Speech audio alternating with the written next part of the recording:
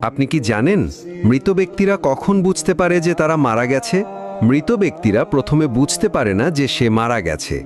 মৃত ব্যক্তির মৃত্যুর পরে আত্মীয় স্বজনের কান্নাকাটি, গোসল দেওয়া, কাফন পরানো, এমনকি কবর দেওয়ার আগ পর্যন্ত সে মনে করে মৃত্যুর স্বপ্ন দেখতেছে।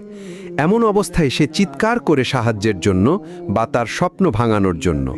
কিন্তু আফসোস, কেউ তার চিৎকার শুনতে পায় না। যখন সবাই তাকে দাফন করে চলে আসে, তখন মৃত ব্যক্তি একা হয়ে যায়।